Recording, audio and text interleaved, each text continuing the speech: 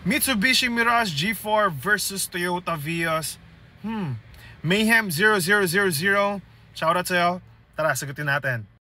So, of course, tong dalawang to, no? Toyota Vios and Mitsubishi Mirage G4, dalawa sa pinakasikat na sasakyan dito sa Pilipinas.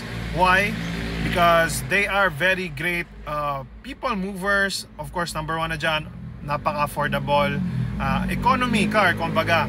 And then, at the same time, it also has sufficient features or capabilities. That is why they are really great choices or talagang mabenta talaga dito sa Pinas.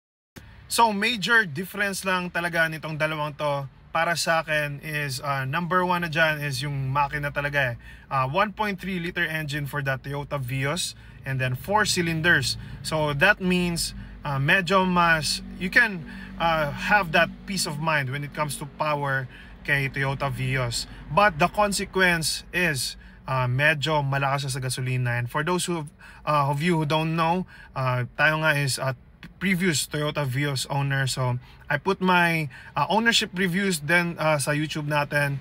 Panoorin nyo na lang. On the other hand, si Mitsubishi Mirage G4 guys is it only has a 1.2 liter engine and 3 cylinders, but the great news for that is yung kanyang number one strength talaga sa lahat ng mga affordable cars is yung kanyang fuel efficiency. Ask any Mitsubishi Mirage G4 owner, yun yung sasabihin nila how satisfied they are with this car. Set aside the fuel efficiency, it has enough power and it has enough like features, everything that you're gonna need in a car. So sa kanilang dalawa, to be honest, mas trip ko ng bagya yung overall build quality ni Toyota Vios.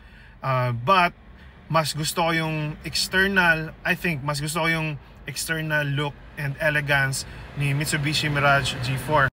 Both of them are Apple CarPlay Android Auto capable, which is para sa akin non-negotiable yon. So very good. And then another non-negotiable for me is a reverse camera. So I think both of them has this as well. So if you want to know more about the in-depth comparison about sa dalawang to, and then we also have reviews and comparison for other cars as well. So go ahead to my YouTube channel. See you there. Sana nakatulong. Follow for more.